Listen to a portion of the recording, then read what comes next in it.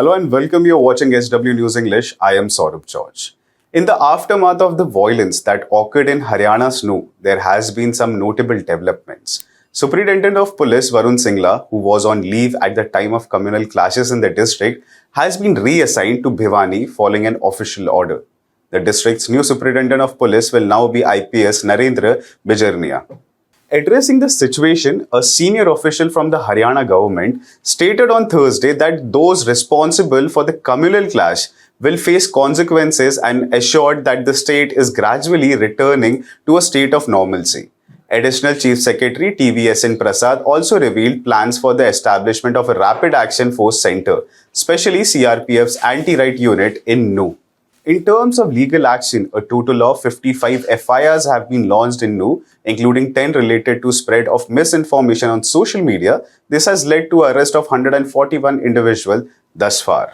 As for the current situation, there is some relief for the resident of Nu as the curfew is set to be relaxed today from 12 noon to 3 p.m.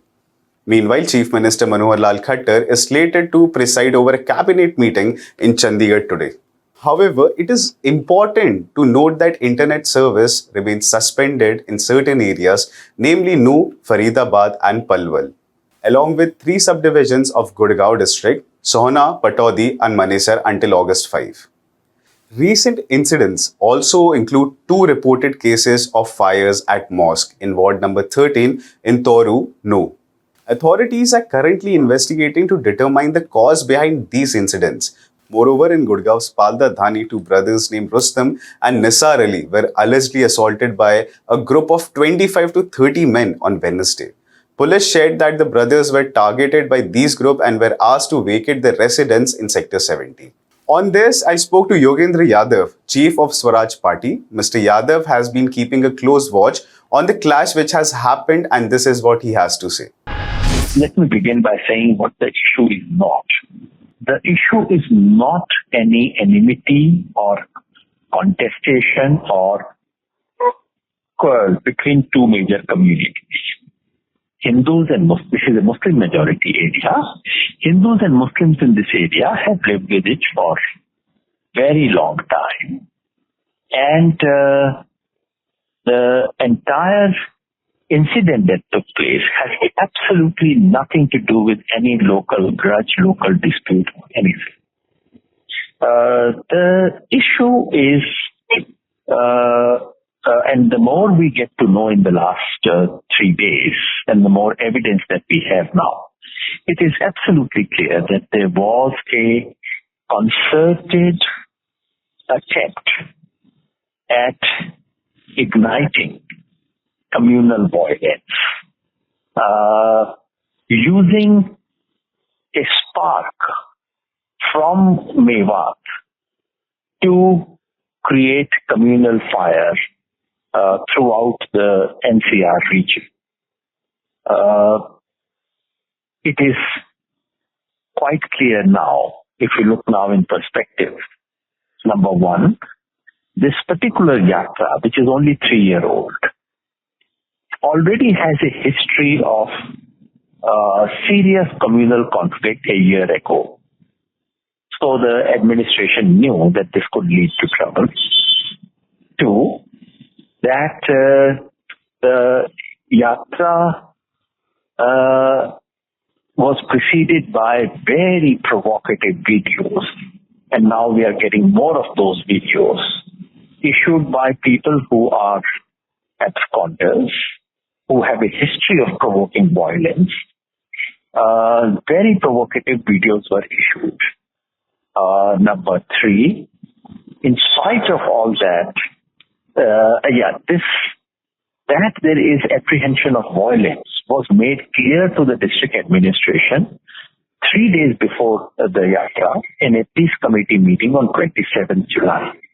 When all these videos were shown and, the fact that this could lead to serious tension, this was known. Despite that, the yatra was given a permission. Not only the yatra, more than 100 vehicles were allowed to come in.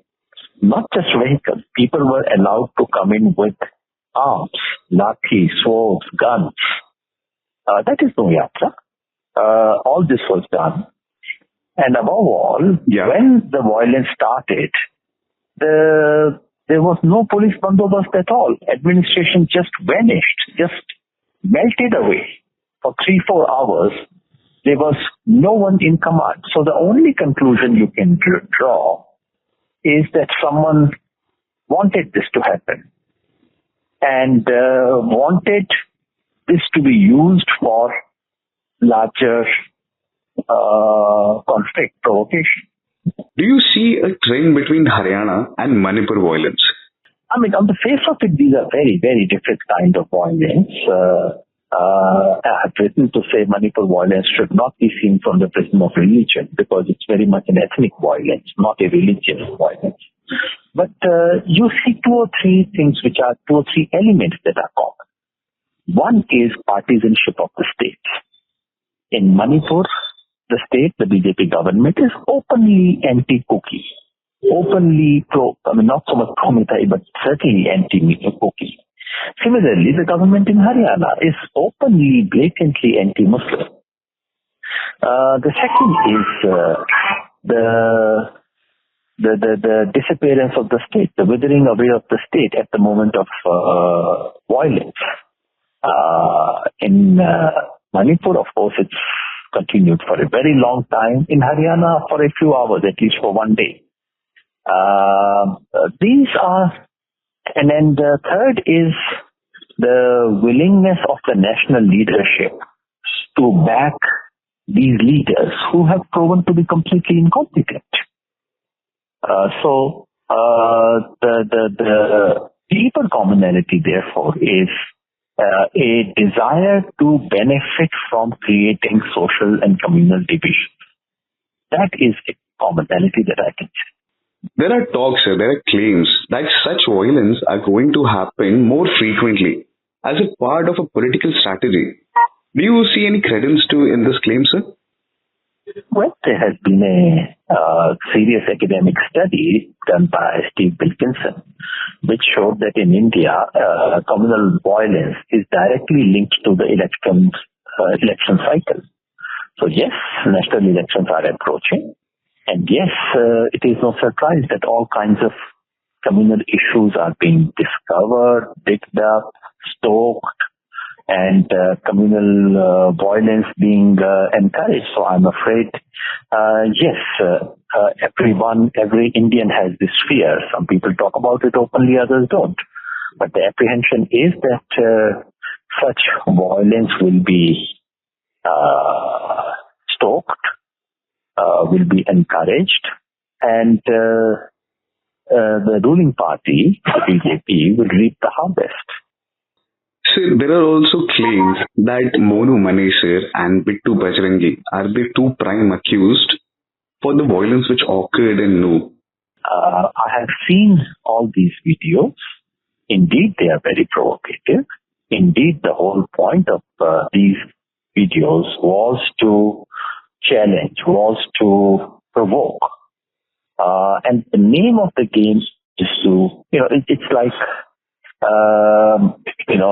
taking a procession in front of a mosque and then playing music and insulting and shouting and waiting for them to retaliate. It's something similar. You provoke because the video by Bajrangi is absolutely an open invitation to say, we will do this. He actually, in fact, talks about Goliyan Chalengi and so on. All this is being openly spoken about. So yes,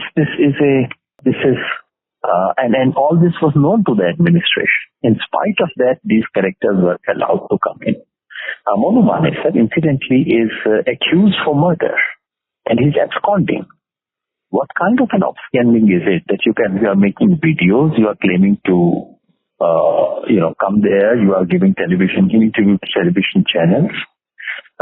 So I think while their complicity is quite clear, but I think it would be an error if we stop there, if we think Bittu Manesar and Monu Manesar and Bittu Bajrangi as the key culprits.